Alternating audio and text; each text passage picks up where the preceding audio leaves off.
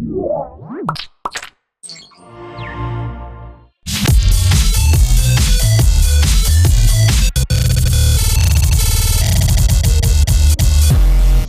time on the show, modding the Dingoo Digital to run Linux, our take on BackTrack-5, and, of course, the return of the brick! That's right! It's our Technoless, it's your show. Welcome to Hak5. This episode of Hak5 is brought to you by GoToAssist Express. Support smarter with GoToAssist Express. Harvest time tracking and invoicing. Go to getharvest.com/HAK5 for a free 30-day trial. And domain.com. Your next big idea starts at domain.com. Hello and welcome to Hak5. My name is Garen Kitchen. I'm Shannon Morse. And this is, of course, your weekly dose of Technoless. Yay! Where are we? Here. This is the brick! The brick is back! The brick is, it's real. How? It's not Oh, cardboard it is? this time. Yeah, be careful. There's nails and stuff in there. Oh, we that's have kind of moved. dangerous. It's been almost 6 years, and we did. The evolution from apartment to the Hack House, to the Hack House flooding, to the Hack House 2.0, to the trip across the country, to the garage, to now Garage house. our own studio. Office. /office. Yes. Yay! I know it's a long time coming, but it feels so legit and awesome, and I'm so excited That's because really cool. we are totally going to need this space because we've got some excellent things happening with the show. Oh, you're talking about the hack tip. I am talking about the hack tip. So you guys know that we've been doing this segment here on the show all throughout season 9. Here we are. Smack dab in the middle of season 9, and I'm very happy to announce that on May 23rd, you guys should be expecting to get a lot more Technoless delivered to you weekly. We're actually going to be doing Hack Tip as its own show on Revision 3. It'll also be on YouTube and the Hak5 website and everywhere else on Mondays and Fridays. And it's going to be really cool. Yay! It'll let us do a lot more of these tutorials and step-by-steps and single topic focused, kind of stuff. We've got some really special stuff planned for the format and the way that you guys are going to interact with it and stuff. I think you guys are going to love it. So for the first week of its airing, we're going to go ahead and put that in the Hak5 feed so you can get it delivered to you. And we hope you guys will subscribe.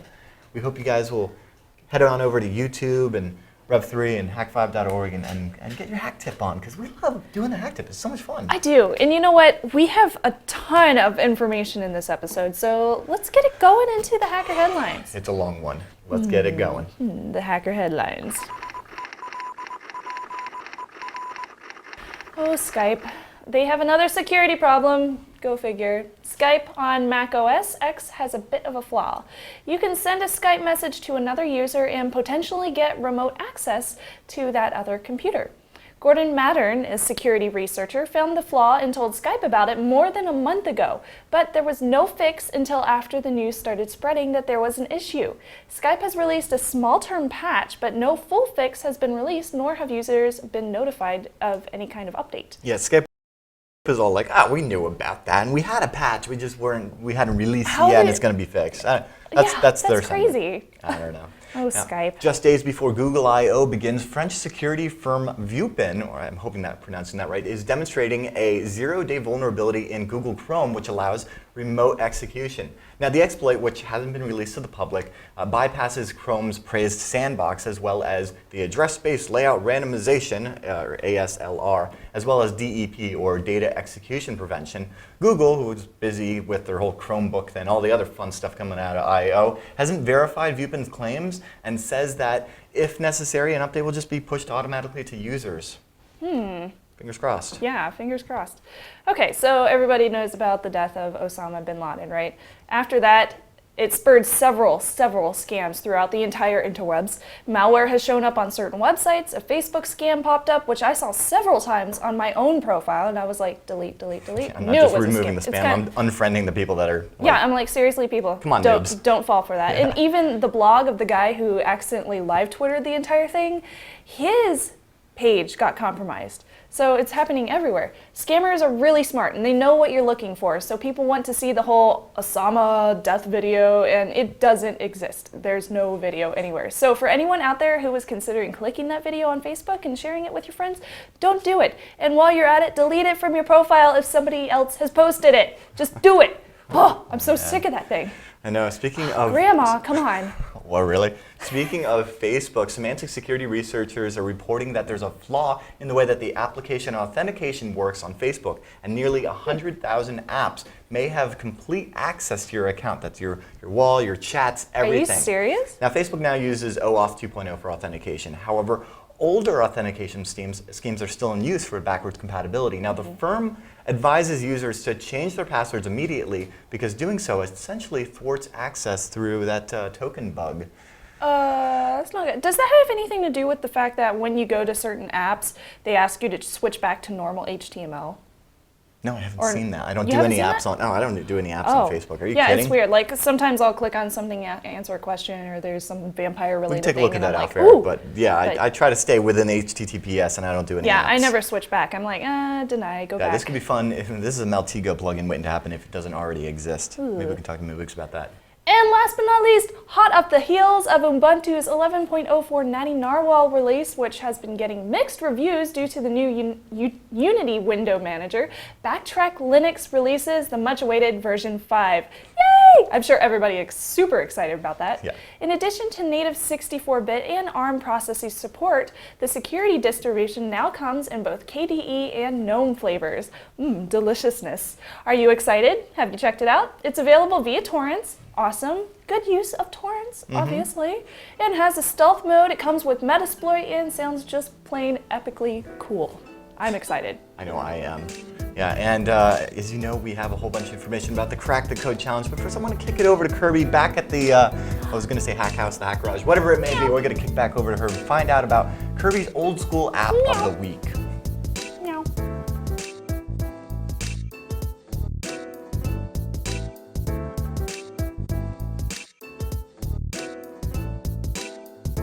Do you have what it takes to compete in our Crack the Code Challenge? Brought to you by GoToAssist Express? Test your skills in our private lab network and bid for the title of Supreme Elite Hacksaw. Winners will be featured on a future episode of Hak5. Our next event will be this Sunday, May 22nd at 9 a.m. Pacific. We changed the time a little bit so that we could go to Maker Faire on Sunday, which is going to be awesome. Which is even better, works out great for you guys across the pond and That's potentially true, because it will on the be East during Coast. the day on Yeah. Sunday instead of like way at night at 3 Thinking o'clock about in the you morning. guys. Visit hak5.org/challenge for all of the details. We'll be live streaming at hak5.org/live throughout the day, and we can't wait to see you there. And now we'd like to thank GoToAssist Express for making the challenge possible. If you're an IT or software consultant, you guys know you got to compete with the big guys, but like me, it might be like a one-man show. That's why you need a remote support tool, and the best is GoToAssist Express. The faster you can connect to your clients, the faster you can move on to the next challenge. You can reduce your travel time, you can increase your revenue when you support multiple requests at the same time. And brought to you by Citrix, you know GoToAssist Express is secure and easy. Try GoToAssist Express free for 30 days. For this special offer, visit gotoassist.com/hack5. Again, that's gotoassist.com/HAK5 for a free trial.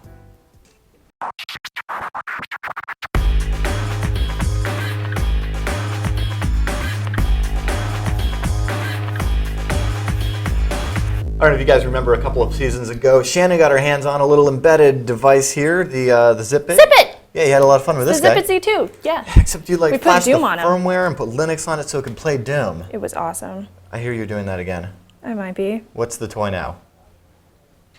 Oh, come on. This is the Dingoo Digital. The what now? The Dingoo Digital. My dingoes ate my baby. Oh gosh, we're hacking a dingo. And babies. We're hacking babies? Dingo babies. I don't know. Fantastic.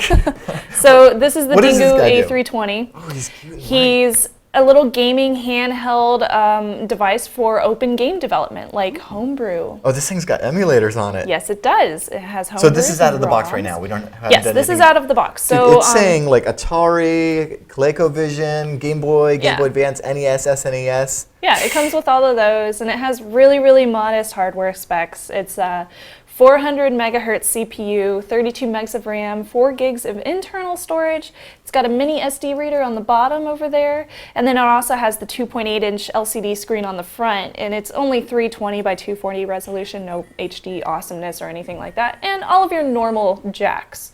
But the cool part about it is all of That the it plays software. Pac-Man? That it plays Pac-Man. It plays Pac-Man? Dude, I'm playing Pac-Man. Check this out. I'm eating ghosts. I didn't know it played No, Pac-Man. seriously, like, boom, look at that. Pac-Man. Okay, that's awesome.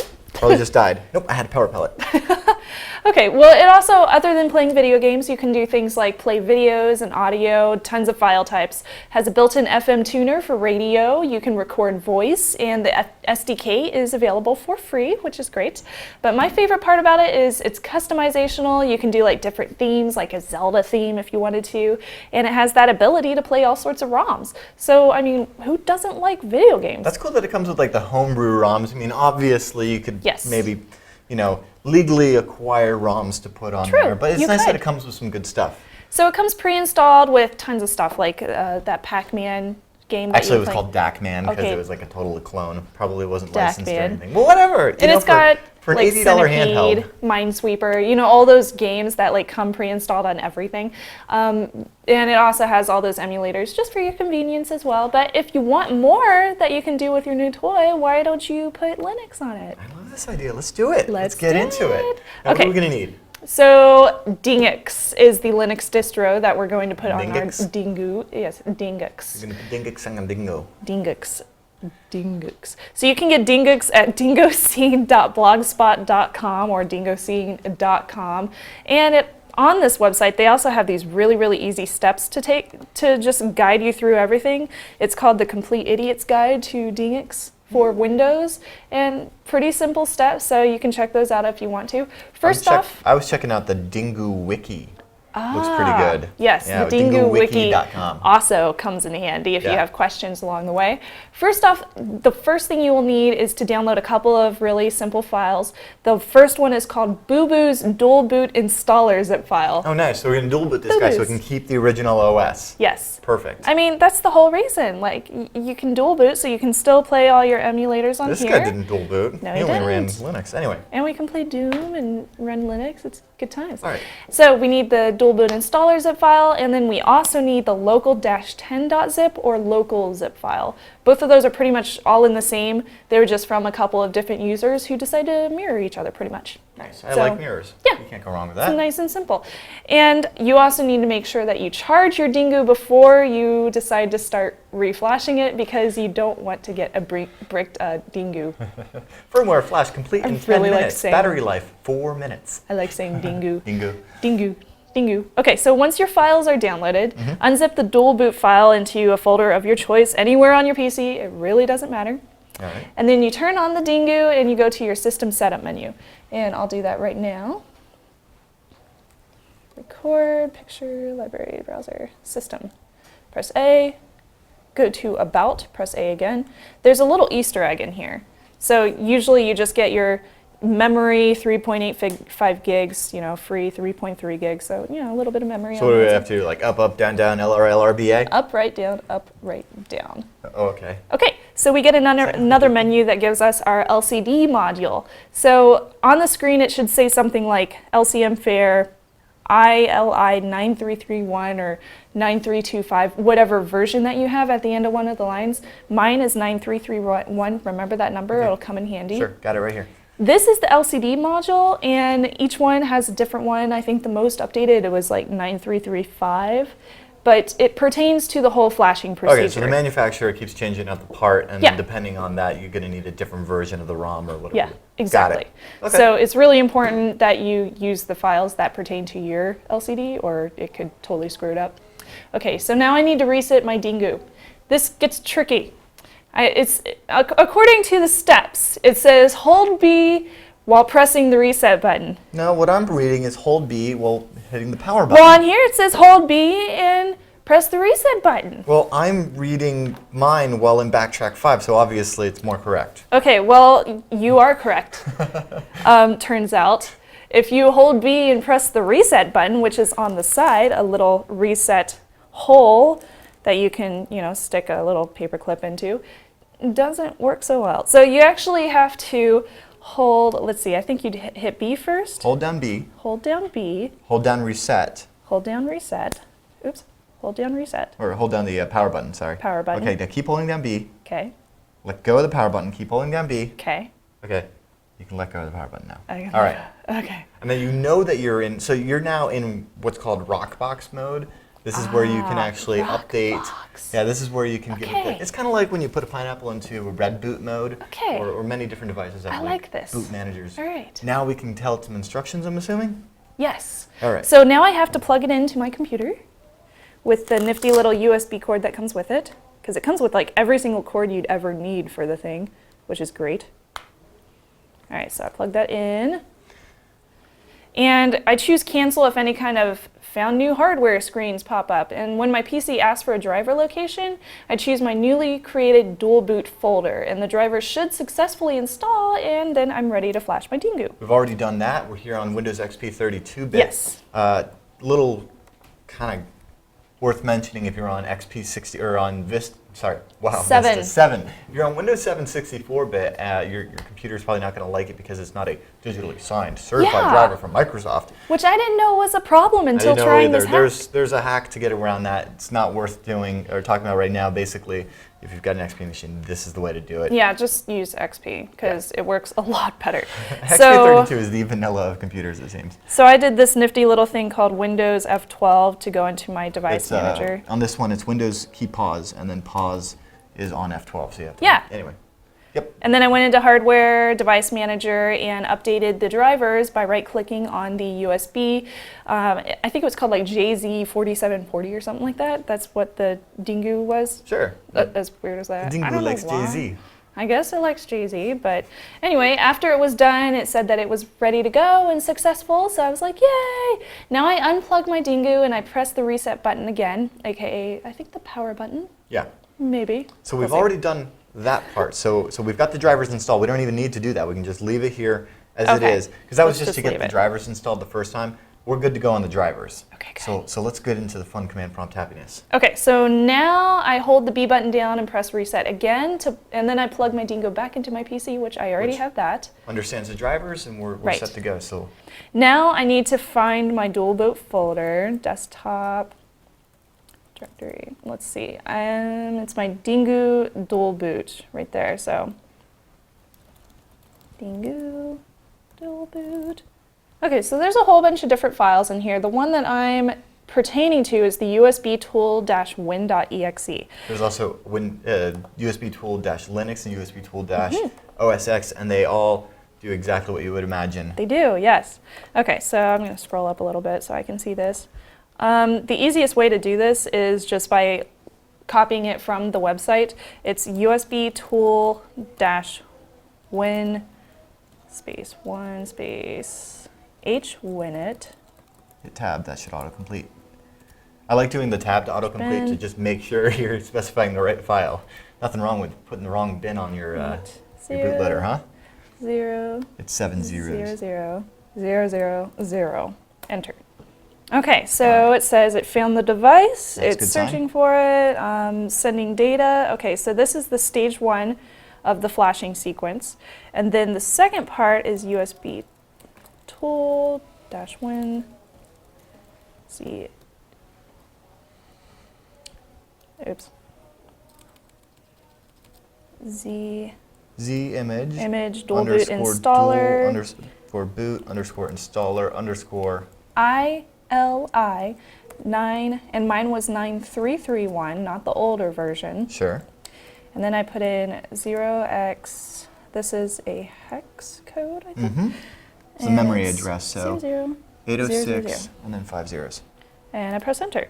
Okay, so it's sending data, done, verifying, and booting device. Hooray, installation. That looks just like Anaconda. Anaconda?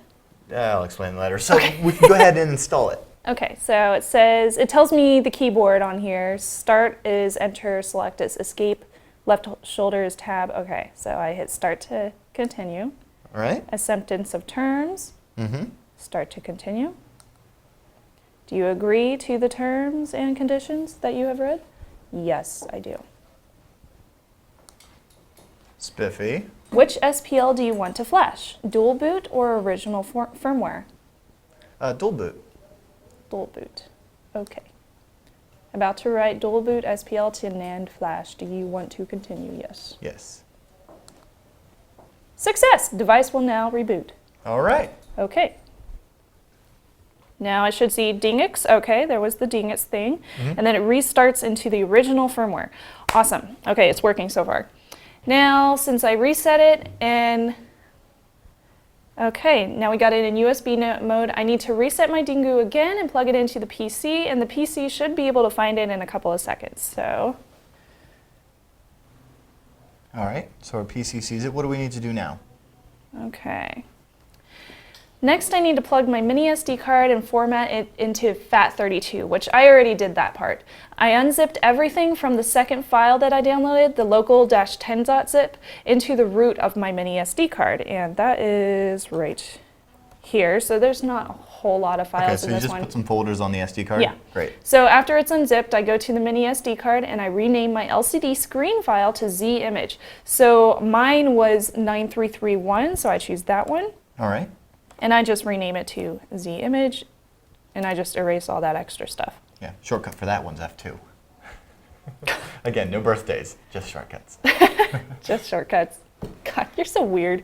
Okay, and so I went ahead and changed the name, and if I wanted to, I could delete the other LCD image if I wanted to. It doesn't really matter. Sure. And then you're done. So you can unplug and reset the Dingu while holding down the select key, and it should boot into Dingu and launch the D menu. Oh, so that's how we dual boot. If we boot up while holding down select, it goes into Linux, and if we don't hold down select, it goes into the original? I guess so. All right, Okay. cool. Well, let's put the SD card in. I'm excited. Okay. So we're actually using a micro SD card into a mini SD card This adapter. is going in, let's see, I think it's this one that goes in there. Yeah, Yes, mini that SD card adapter. How much do these cost for like a little 2 gig Oh, mini $2. SD Kingston thingy? Yeah, the shipping is going to cost more than It was the like actual. 2 gigs. Yeah. Okay, so I got that plugged in. And I should be able to unplug this. Holding down select. Hit the reset button. All right, let go. Stop hitting it. Dingux. Ah, nice. Okay, Dingux is loading up. I'm gonna keep the select button. Sure, we held should be good down. now. Okay, there we go. All right. Yay! What do we have? So I have games, emulators, media, sound, system. Okay, I think it's working. So If I we're not press in the A. original Dingu OS now. We are now in Dingux. Yes. And there's a whole bunch of awesome software that we can put on here. I'm looking through the wiki. Yeah, There so seems to it be already tons has of good like, stuff. it says Doom, Duke 3D, Heretic, Hexen. It looks like it already has all these images on there for it, but none of the games are actually installed quite Yeah, yet. it looks like we have to download them. There's a whole bunch of links over at dinguwiki.com for the Yeah. actual different games, but it looks like it's, you know, set up to run them. Yes, so you can go online and find all your handy ROMs. Oh yeah, ooh, I'm excited. We should do Okay. this next week. Yes, we Yeah. definitely should, because I think But we've do you gone want it? long on this one for sure. Oh, yeah. But that was really exciting. But we learned a lot. I Yeah, we learned a sure did. ton about how to hack this little device. That was tough, but I figured it out. Okay, so there is a ton of stuff you can do with this little gaming device. The growing online community has tons of homebrew video games to try out. There's theme packs, there's ROMs, everything that you could want. I've linked a bunch of the websites in our show notes. I'm thinking next week I'm gonna try to stick Doom on here, hopefully, because why not? I mean, Yeah, it's that'd be Doom. great. And it's the perfect time of year for Doom. How do you guys feel about that? It's always the perfect time of year for Doom. Hey, you want to hear, well, obviously, Shannon, you want to solicit some feedback, right? Because people Feedback should at hak5.org. That's where you should be letting us know what you guys think about this stuff. If it's Yes. what you want to see in the future, if you've got some tips on some ideas of what stuff that we should cover, some other toys that Shannon should flash the firmware of and whatnot. ROMs. If you want to hear about some good hacks, I'm here in BackTrack-5. You want to find out about the latest? Ooh, yeah. It's time now for the hack tip. All right.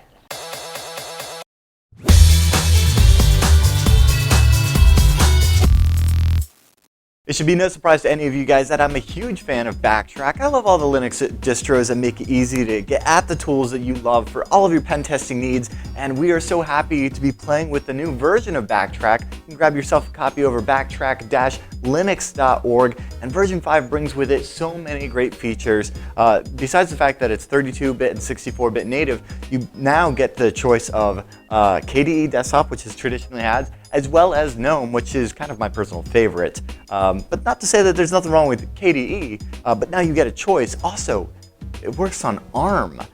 Yeah, ARM processors, right? So if, say, you had a smartphone or a tablet or something like that that supported such processor architecture, you could potentially install that on there, and that's probably something we're going to get into a little later. But what I wanted to do right now is give you guys kind of a quick idea of, if you're new to BackTrack and you want to start dabbling with it, how you can quickly and easily get started. Now, head over to backtrack-linux.org, go to the download page, and you can find yourself where you can select if you want it in GNOME, if you want 32-bit, and you get the option here for both VMware image or ISO.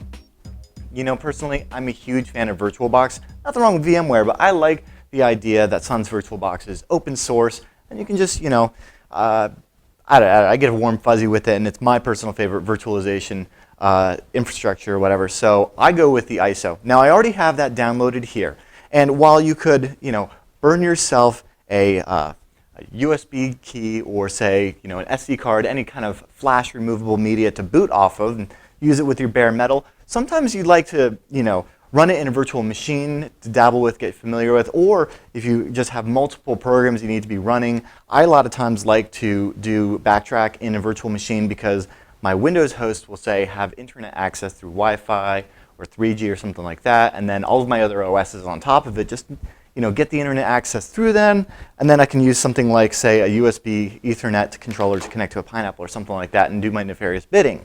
Now, if that's your flavor, all you have to do is fire up this awesome tool called UNetbootin, and you just provide it the disk image and just tell it where you downloaded your ISO, and choose your BackTrack 5. I chose GNOME 32-bit. And then you select your drive, hit OK, and a few minutes later you'll have it. Now, what I'd like to do here, instead of doing it in USB mode, is actually to create a virtual machine. I've already got one running here, but let's create a new one. Let's walk you through the process. So I'm sorry, I said Sun, Oracle's VirtualBox here, and I'm going to go ahead and create a new VM, and I'm going to call it BackTrack 5. I'm going to choose a different icon here because that totally matters. And we're going to say it's other Linux. Next, I'm going to give it a gig of RAM. If you've been familiar with BackTrack 4, BackTrack 5 requires a little bit more resources. So we'll choose that, and then right out of the box, VirtualBox will go ahead and create the hard disk you need. I'm going to go with the 8 megs or 8 gigs that it recommends, and that can dynamically expand as we need. And so there we go. We have that running. Now let's pop into settings. Okay, because out of the box, it's not going to be configured the way that I personally like for networking, which is, instead of doing that, come in here under the networking tab and choose bridged. I like to do that with, say, my wireless adapter if that's what I'm providing internet access over. The other big change that I like to make is USB. You can see on the USB tab here that you can click this icon to add USB devices. I've got a bunch of different USB devices. One of them plugged in here is an Alpha. This is the Alpha AWUS036H. It is a Realtek chipset, 8187, I believe. That's great for packet injection and stuff like that. So if you were, say, to be running this in a virtual environment here, like I am, you could, using VirtualBox's USB pass-through, so that the Windows operating system wouldn't really see this anymore, and it would go straight into your VM. Now, I already have those checked on my other running machine, so I'm not going to enable those just yet. We'll switch to it in a minute. But, oh, I hit cancel. Let's just make that networking setting real quick. All right, bridged adapter to my wireless. Great. And we'll start it up. And the first time you start it up, if you don't have a CD-ROM specified, it'll actually give you a little wizard here where you get to choose. Now, I've already selected my BT5 image. Otherwise, you would click this icon here and point it at your BT5 image.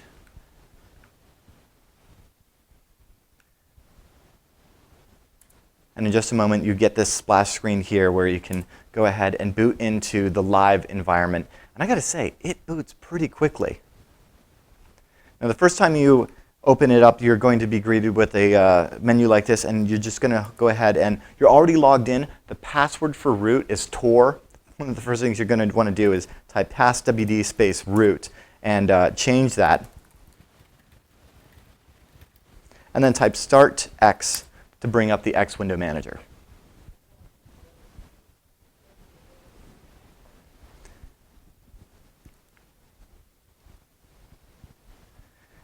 And then from here, you'll choose Install BackTrack. Now you could just go ahead and start using it in its default state as it is right now. However, if you're going to want to make changes, if you want it to be persistent, that is, you'll want to install it to that virtual hard disk that we created, that 8 gig volume there. And then from there, the changes that you make will stay every time you reboot. So really, this part right here is just next, finish. I think the most difficult thing right here is choosing your time zone. So when you finish the install and reboot, you're going to end up with something like this. So I'm going to close this one down and force that power off. Not going to hurt anything because it's live. And pull up the one that I have already running. So first thing you're going to notice is that it's really quick. It's also very well organized. Just like previous versions of BackTrack, things are categorized, whether it's information gathering. They got great network analysis here, and you can choose lots of different services and things that you're looking for. Vulnerability assessment, privilege escalation. It really just goes through all of the different categories of what you would need to do when you're auditing a network or computer, something like that. So what I was showing you here about the USB, this is really the magic that I like with running this in something like VirtualBox with an alpha and like a TrendNet USB Ethernet adapter, is that if I right-click over here, I can see that these two devices are checked. So they're passing right through to my VM. And as I've done here, when I do ifconfig, you can see F0, ETH0, that's the Ethernet interface that is bridged with actually my wireless interface here. My ETH1 is my TrendNet USB Ethernet adapter plugged directly into my Pineapple. Low is local, and then WLAN 0 is my alpha. And I love this because it works right out of the box. If I were to say do airmon tac ng start WLAN 0, and then over here pull up, I don't know, say arrow dump tac ng space mon 0. There we go. Right out of the box, everything is working. It's, I couldn't be happier. I've only been playing with it for a day because we're recording this the day after BackTrack-5 came out, but already I'm very enthusiastic about it. I'm looking forward to hearing what you guys think about it, and I hope that this has given you a little bit of insight on how you can quickly and easily get up and running in a virtualized environment like VirtualBox from Oracle, Sun, one of those. Anyway, you know what I'm talking about. Now, in just a bit, we're going to be wrapping up this show, but first, we're going to take a quick word to thank one of our excellent sponsors. I'd like to take a quick moment to thank one of the excellent sponsors for making this show. This week I want to say thank you to Harvest. If you guys aren't familiar, they are a web-based time tracking application. They're relied upon by creative and technology-driven teams in over 100 countries worldwide. With Harvest, you can easily track project time and optionally invoice your clients online. With Harvest, you can quickly see how your projects are progressing with powerful visual reports and make better choices about where you and your team are spending today's most valuable resource, time. Harvest visual reports give you an overview of your logged hours and how much of your time is uninvoiced. For teams, seeing where time is going, including what's taking the most time. Harvest native iPhone and Android companion apps lets you track time and expenses on the go, whether you're online or off. You can even snap a picture of a receipt and then upload it to your Harvest account. Learn more and get a 30-day free trial at getharvest.com/Hak5. Sign up using the coupon code Hak5 and get a 50% off discount on your first month thereafter. Last week's trivia question was, serving the Pacific Northwest, Midwest, and Rocky Mountains, this regional Bell operating center has merged with neither Verizon or AT&T, and the answer was US West, which also became Quest. And what? No, none of that. No, you go away. You're not an operating technician guy, go away. Okay.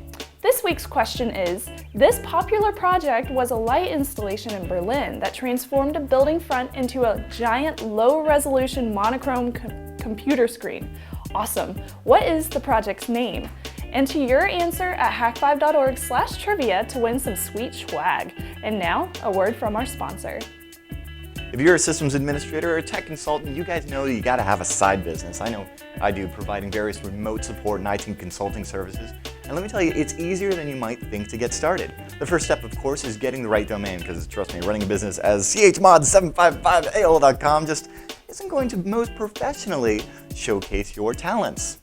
Thankfully, Domain.com has everything you need to quickly and easily put together a professional and modern site to showcase your talents. Free for the first 30 days, Domain.com's instant website hosting is the fastest way to get an SEO-friendly page that'll look great on a PC and a smartphone.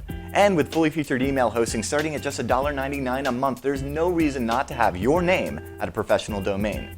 And when you're shopping at Domain.com for that perfect domain, don't forget that you can use the code HAK5 as a Hak5 viewer. You're privileged to a sweet discount of 15% off at checkout. So remember, coupon code HAK5 at Domain.com. Your next big idea starts at Domain.com.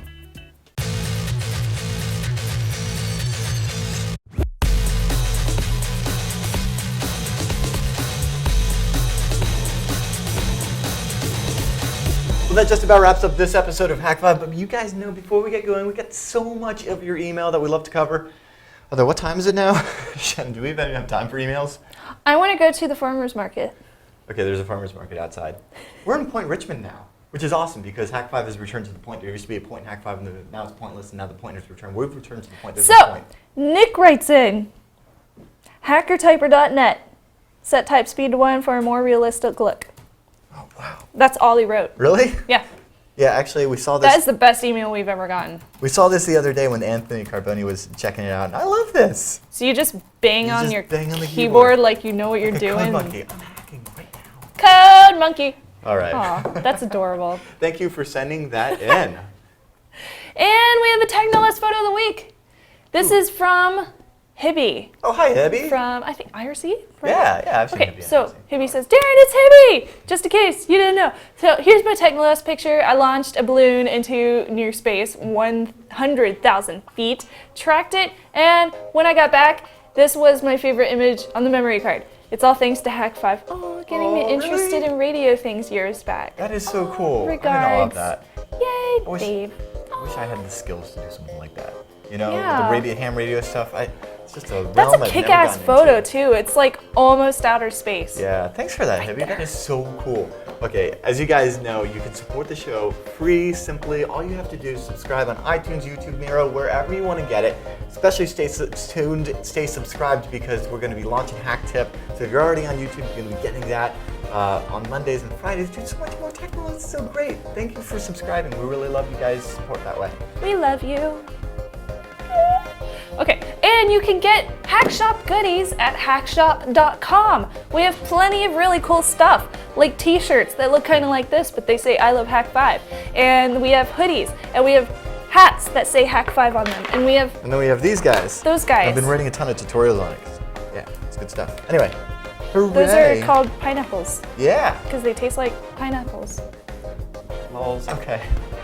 I'm tired. I'm really tired after this episode. It's been a really, really long one. I want some candy. I'm really excited about the new space. We hope you are too. We hope you send us feedback to feedback@hak5.org. Post something on our Facebook wall. Let us know what you think. That's facebook.com/technolust. Do that after Yes. you've changed your password like we talked about in the blog. Right. And of course, twitter.com/hak5 is where you can tweet at us. So with all that said, I'm Darren Kitchen. I'm Shannon Morse. We'll see you next time. Until then, trust your Technolust. Trust your Technolist.